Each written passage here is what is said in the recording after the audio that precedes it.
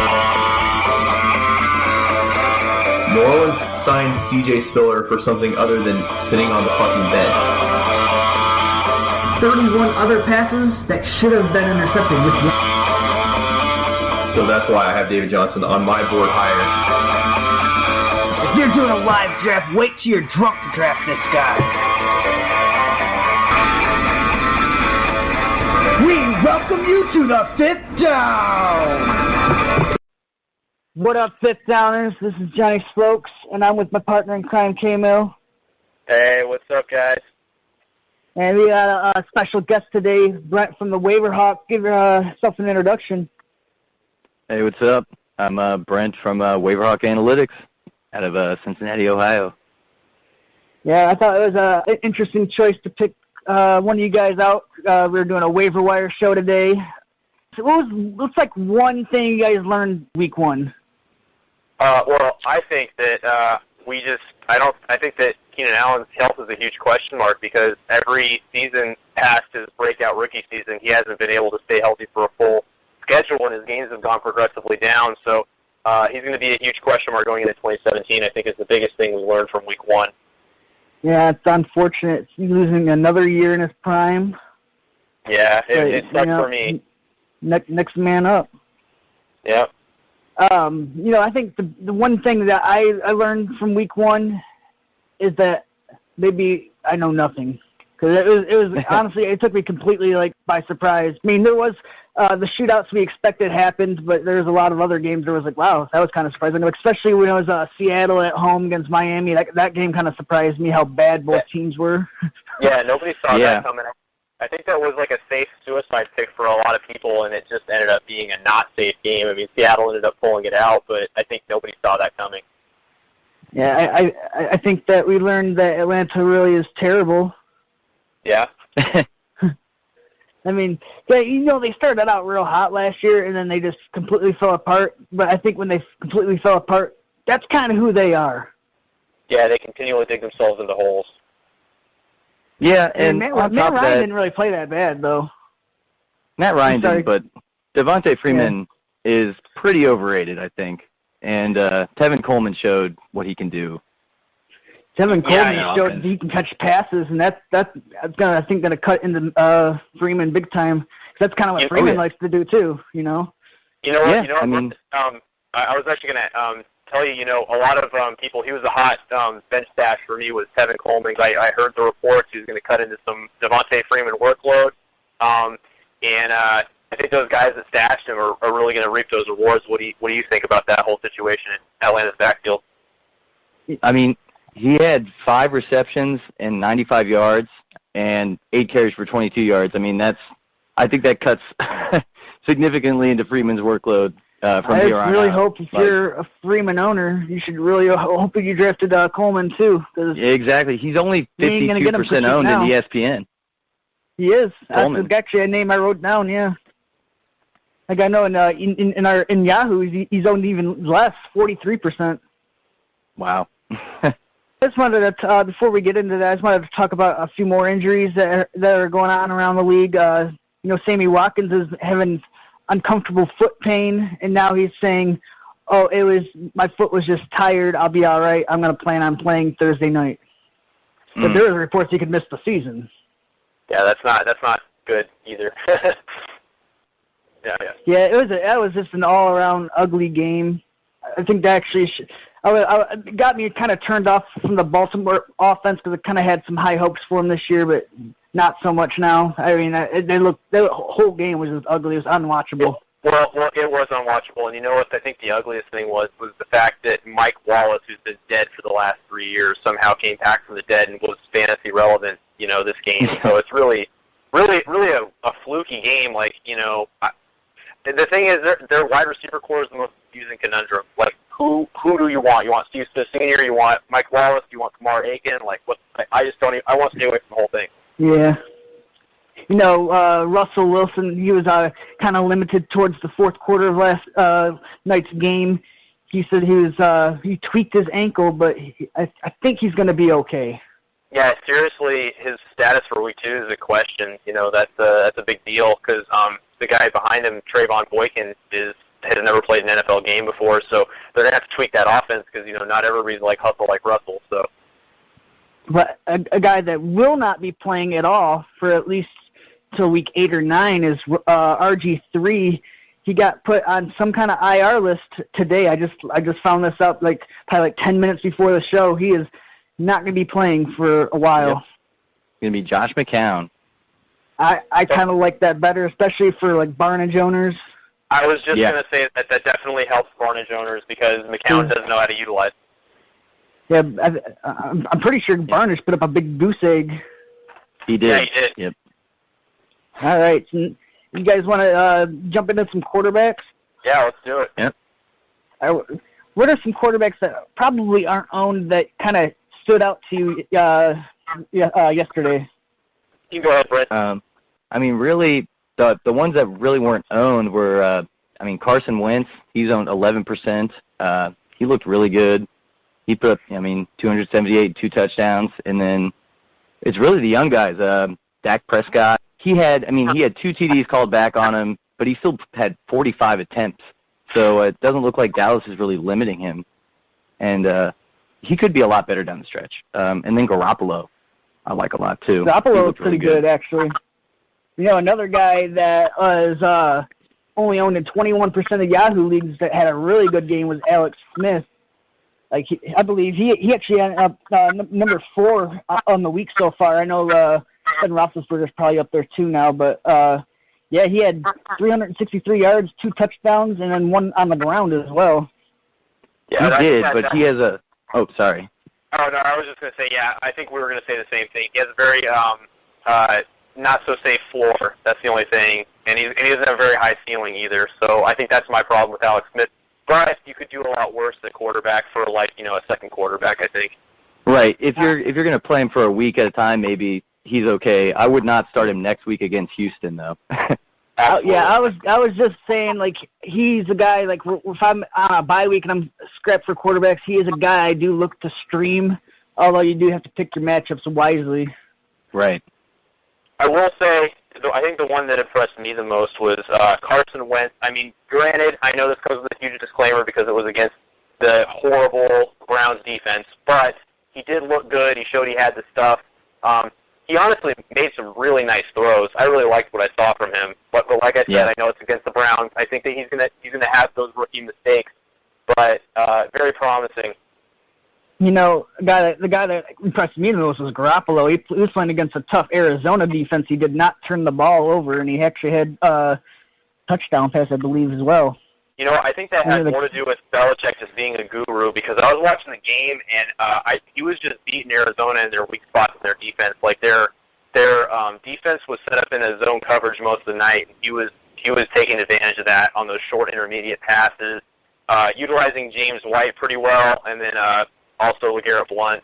But I think that was a lot to do with. Garoppolo did do well, but I think that Belichick had a lot to do with that too. He had a nice game plan in that game. Yeah, I was actually surprised they were able to pull it out, to be honest.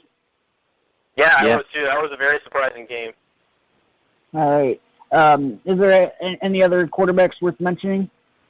I think I'm good. I think we kind of hit on every name. If Jameis Winston is available in your league, he's a huge upside guy. I don't think that'll be very many leagues, but I think that he's definitely a guy that you should grab because I think he looks like a candidate that could build on what he did last year, and he did very well last year as a rookie. So Marcus Mariota, not really. He had too many turnovers. He still looks like he's got a little polish to do. And then also Joe Flacco didn't look terrible. I think that you can definitely own him as the second quarterback on your team. Yeah, and I would say the same thing about Ryan Fitzpatrick as well. If he's available, he should probably be owned along with Winston. That's a good point. It's a high-volume pass offense, definitely. A guy that didn't really look great, but he actually ended up having a pretty good stat line was Brock Osweiler. He had 231 yards and 2 touchdowns. He did have 1 interception, though, too, and he didn't have shit on the ground. And he looked good with Will Fuller, too. I feel like Houston was really wanting to try out their new toy in that game, and he did find them on a couple of nice routes. Yeah, Fuller, though, could have had an even bigger day than he had if he wouldn't have dropped that 83-yard touchdown pass. Because he does, and honestly, this even goes back to his college days. I think drops have kind of plagued him, but yep. I do think that he's very promising, and if he's not owned in your league, definitely go out and snag him. Yeah. All right, you guys ready to talk about some running backs? I have quite a list, actually. Yeah, I do. I'm ready to go. I mean, obviously, we already touched on it a little bit. Tevin Coleman actually could be had in a lot of leagues, and he actually looked pretty good as a receiving back. 43% owned in Yahoo leagues, and I think, what did you say, a 52% in ESPN? Yep, 52%, yeah. Yeah, to me, he looks like he looks like last year's Devontae Freeman, except this year Devontae Freeman's not effective, and he is effective. So he's doing the exact same thing that Devontae did last year, but he's the guy now. It looks like, it appears to be. And they really wanted him to be the guy last year, too. He just got hurt. He's actually the starter. Exactly. Took the job. Exactly. You know what? You're right, Brent, because me and Johnny bring that up all the time, that he was meant to be the guy. He was a high draft pick, and but he got hurt, and then that shoved Freeman right in there. So I think that's what they're trying to do. They're trying to ride the hot hand here. Yep. I mean, say Freeman's not a real big guy. If he was to go down, you think Coleman could probably be an RB1. Oh, yeah. Oh, definitely. All right. Another guy that I noticed that wasn't owned in a lot of leagues and kind of surprised me, but maybe because he's not a household name, is Theo Riddick, owned in 35% of Yahoo leagues. I know he's not really known for getting yards on the ground, but he had 7 carries, 45 yards, and a touchdown. I know a lot of that came on that touchdown run. And then he also had 5 catches for 63 yards and another touchdown. Yeah, and that is something that he could do week in and week out. Maybe not a touchdown, but that stat line. 100 yards from scrimmage. I mean, that's definitely worth starting, even in standard leagues. Definitely PPR. Yeah, he actually finished as the number 3 running back on the week. Granted, I know D'Angelo Williams just had a pretty big game, had a couple touchdowns. Yeah. Yeah, to say the least. I mean, that just literally just happened, but yeah, he had a huge monster game. Though I do want to bring up, though, obviously his value only lasts for 3 weeks until Le'Veon Bell gets back. So that is. All right. I was watching real closely was the Oakland backfield. I wanted to see how they were utilizing those running backs, and it's interesting to note that Jalen Richards had a really good game, but he did all that damage on 3 carries. Right. He had that one long run. Latavius Murray had 14 carries, and DeAndre Washington only had 5 carries. So, I mean, it looks like Latavius Murray was getting the bulk, which is good to see. But I think that Richard could actually probably jump Washington on the depth chart. I mean, carries like that are going to earn you more carries down the line. Yeah, I mean, definitely. Oh, go ahead. Oh, I was just going to say, I mean, I think, if he continues to do that and kind of outclasses Washington in practice, he could steal the job. I don't know if I would add him, though, just because it's still pretty clear, like, he would have to jump. He obviously would have to jump DeAndre Washington, and then he would have to jump Latavius Murray, too, or he would have to get hurt in order to see any real playing time. So unless you're a Latavius Murray owner and you don't have DeAndre Washington, I don't know why you would really pick him up, though. I mean, at this point, you really don't know who the actual receiving back is on that team. Latavius Murray only had a catch. Washington had a catch. Richard had 2 catches. But they didn't really target the running back a whole lot in that game. So I'm just saying I want to see who's going to be that receiving back, because I think they could have some value in that offense. That's fair, definitely in PPR league, yeah. That's what we do, PPR or die. I have a name to bring up too. Obviously we're PPR people. I think that the Ravens running backs failed to impress this weekend. So I think that another guy that if he's available in your league, Justin Forsett, he got cut and then re-signed. But I wouldn't count him out. I think that he's worth the bench stash because I don't think anybody really impressed in that backfield. So it's still his, or it's up for grabs. It is interesting, they only dressed 2 running backs, and they both split the carries pretty much down the middle. So. Yeah, Terrence West only had 12 for 32 yards, so he didn't really impress either. I mean, it was just an all-around ugly game. Offense was hard to find, so I don't think really that's a very good week to judge the backfield. Yeah, but, I mean, I'm just saying, yeah, you're right. That was an unwatchable game. I'm just saying, if he's available, I would stash him. Oh, definitely. All right. There's another guy that I have just next to him that says LOL is Jay Ajayi. He didn't even suit up for the game, and I think a lot of people are starting to drop him now. But I think he could be a value later on down the line. Well, we all know that Foster's health is a huge question mark. So if somebody's stupid enough to drop Ajayi, I would definitely stash him because it's only a matter of time. 35% of leagues. It's only a matter of time until Arian Foster gets hurt, in my opinion. Absolutely. Yeah, that guy needs to be owned. Yeah, absolutely needs to be owned. At least as an Arian Foster handcuff. If he's not owned by as an Arian Foster handcuff, I'm stealing him from somebody else. So when Arian Foster goes down, I got the Miami backfield. Yeah, what do you guys think? What do you guys think about that Dallas backfield?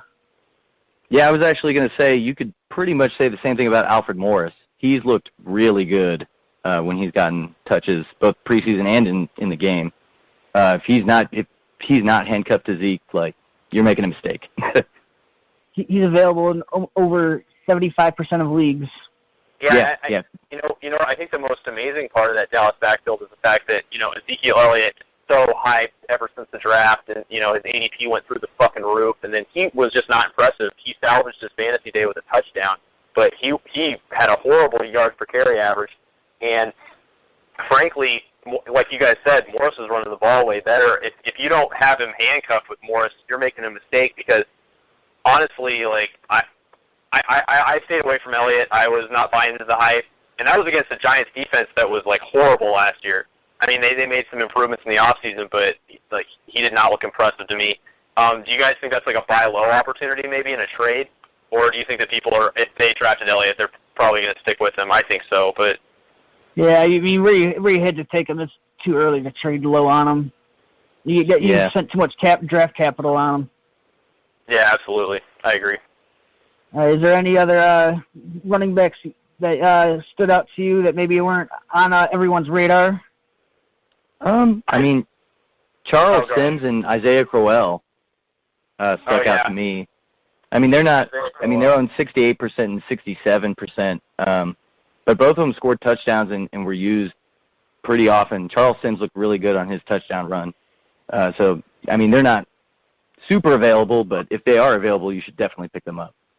Yeah, I do want to touch on Crowell because he did look good, and this Browns team, being as horrible as they are, I think they're going to really lean on the run. So that's another thing to keep in mind. He finished at the high-end wide receiver or running back too, Isaiah Crowell.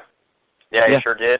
And I like 12 carries. All right, so want to go jump over to some receivers? Yes, sir. All right, I mean, I'm just going to mention the guy I was just watching on TV. It's owned in only 7% of leagues. Is Eli Rogers. I mean, he looked pretty good. He actually got a fluky-looking touchdown, but it's a touchdown nonetheless. He had, I believe, 6 or 7 catches. I mean, looks like he's going to be involved in that offense. Yeah, he looked really good.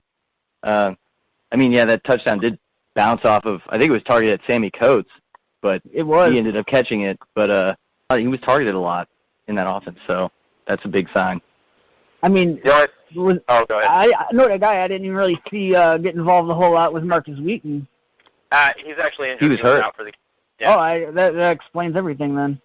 Yep. I was looking for him. I was like, wow, he's not lining up. Yeah, that's the only reason Sammy Coates with his horrible preseason was able to play was because Wheaton didn't suit up. So. Keenan Allen, he obviously went down. Who do you think is going to step up into his role? So there's Travis Benjamin's only owned in 67% of leagues. He should be owned 100%. But the guy that I'm actually looking at to kind of break out, given the opportunity, is Tyrell Williams. He had 2 receptions for 71 yards. He's kind of more in my mind. He's kind of more in the Keenan Allen mold type of receiver. So I think he's the guy. Me and John were just texting back and forth about that before you brought him up, and that's hilarious because I think we had the same player on our minds, and I think exactly too. I think John said it best. He said he's got the same build as Keenan Allen, but he's faster, and I agree. Yeah. I mean, I like I him think a lot. that San Diego already kind of knows what Travis Benjamin is. He's not going to be the guy that's going to be able to do what Keenan Allen could do. No, Inman's not really anything special. I think Tyrell Williams has a huge opportunity right here as a second-year player that really didn't contribute a whole lot his rookie year. Yeah, definitely. Mm-hmm. Yep. I really like that upside. Obviously, we were just talking about this guy earlier, Will Fuller. He's still only owned in 50% of Yahoo leagues, and he had a 100-yard game and a touchdown. Yeah, he needs to be 100% for sure. Yeah, he's only 58 in ESPN. And he also had 5 catches, which I was surprised by. He was targeted 11 times. Yeah, exactly. I was going to say, he likes to drop the ball a lot, or he did in college anyways. Yeah, he's going to have that habit. He's already proven, though, that he's one of Osweiler's favorite targets. So, I mean, that only helps your case. Even if you're dropping balls, he still has trust in you to bomb it your way. You know, you're still doing something right. So. Yeah, exactly. Yeah, 11 targets. That's a lot. Yeah, definitely. What about Devontae Adams coming back from the dead? Do you see any fantasy relevance there? You know, I think that he might be their third receiver, to be honest, as much as it pains me to say. Yeah. He had don't like 7 it either. targets. Yeah, and he caught 3 of them. Touchdown. That was such a fluky touchdown. Aaron Rodgers is amazing. Yeah. I don't know about Devontae Adams, though. Yeah, I don't either. I don't like him at all. I already showed everyone my distaste of him on previous shows. You know, I mean, this might be a guy that's going to be like a boomer bust on most weeks, but Mike Wallace is owned in 35% of leagues. He did have that 66-yard touchdown. Hopefully we could see more of that this season. Yeah, he could be the new Torrey Smith, kind of get 3 or 4 catches a game, but one of them's a 60-yard bomb. Yeah, pretty much. Same kind of player. That's your entire fantasy team right there. If he gets 1 bomb in the end zone, then that salvages his day. He got his nut. And we all just want to look for a nut.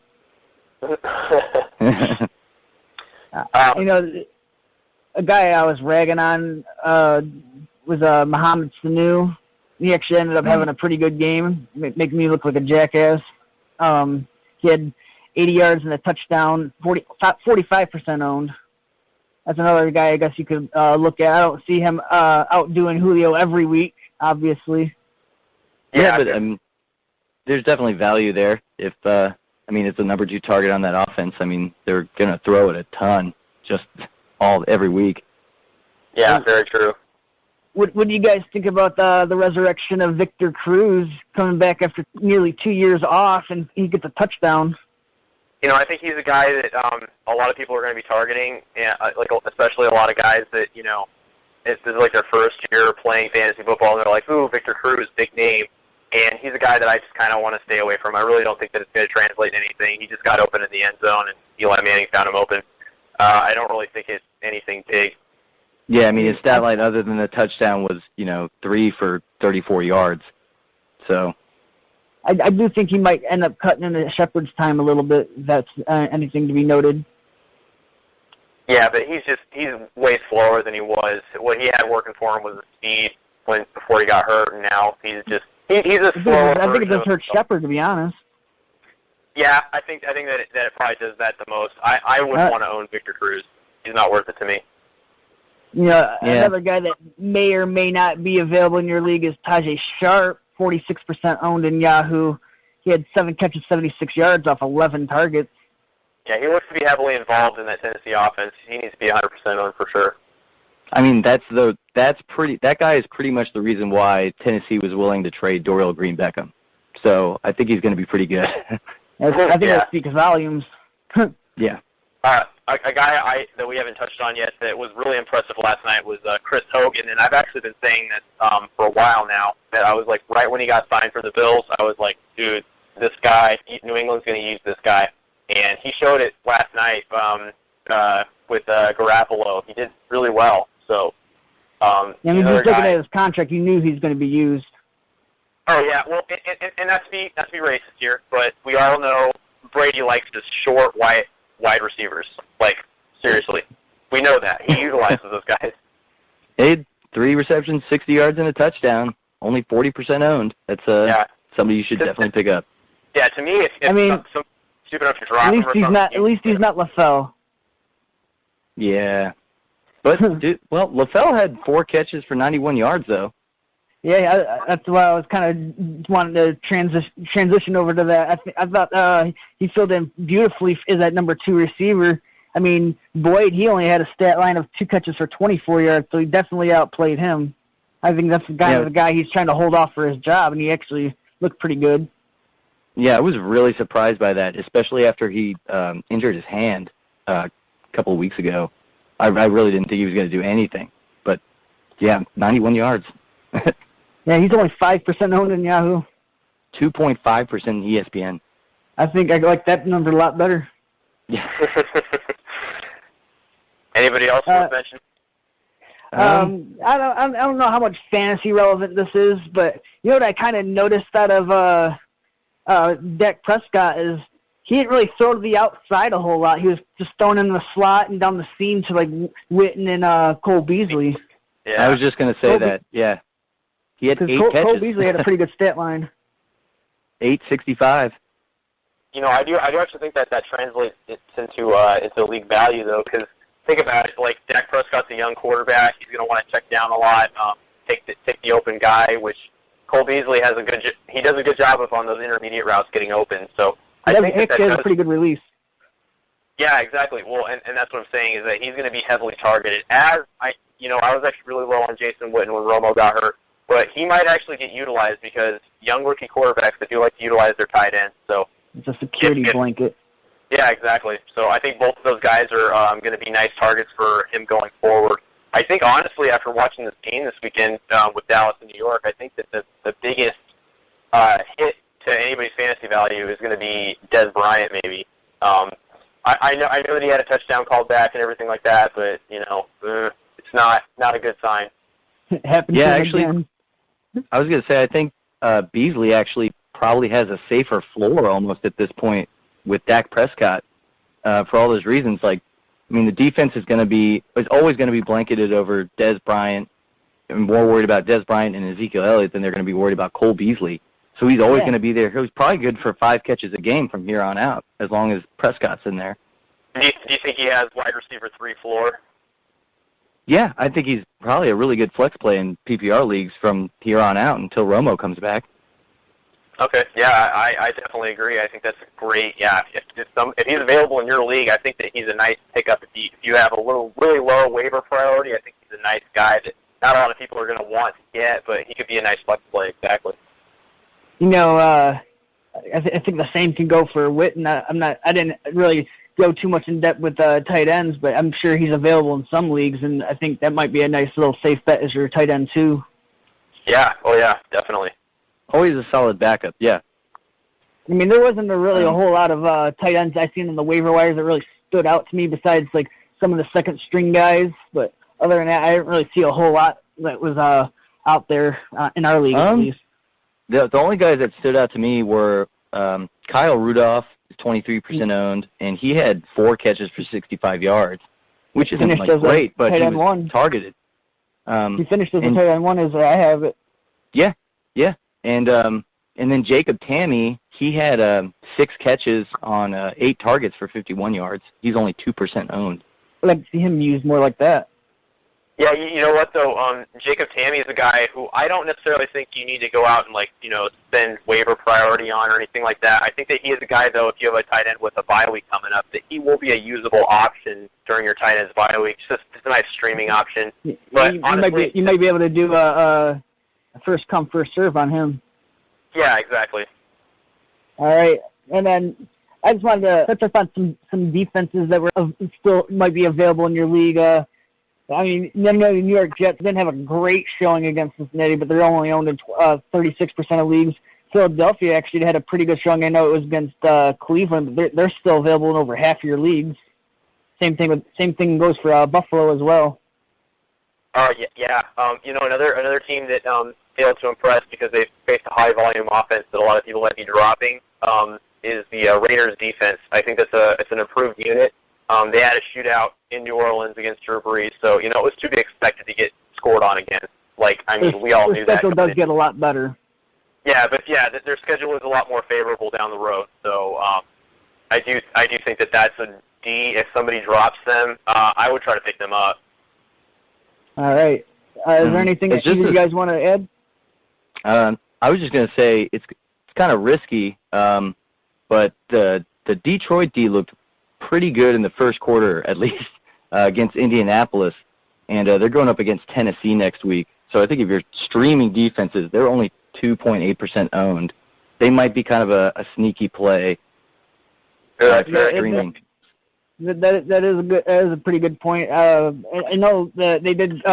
Indianapolis started to figure out their offense a little bit towards like the back end of the first half into the second half. So I mean, they have a good offense in their own right as well. Oh yeah. I got another defense worth mentioning. Any defense that faces off against the Browns, you can stream them. Yeah. All right. Anything else you guys want to add or mention? No, I think we're good. Yeah, it was great. I think these are guys you obviously want to add, and thanks for listening. Yeah. All right, Brett, it was really good to have you on. We'd like to have you and your buddy on from the Waiver Hawks in the future if you guys are open to it. Yeah, man, that'd be great. Thanks for having us on. I'll try to get my partner here next time. Yeah, you want to give any shout-outs? I love you, Mom. All right. So that'll do it for today's show. If you're not yet, please follow us on Twitter at the Fifth Down FF. Rate and review us on iTunes for us, please. Thank you. That'll be appreciated. Good night, Fifth Downers.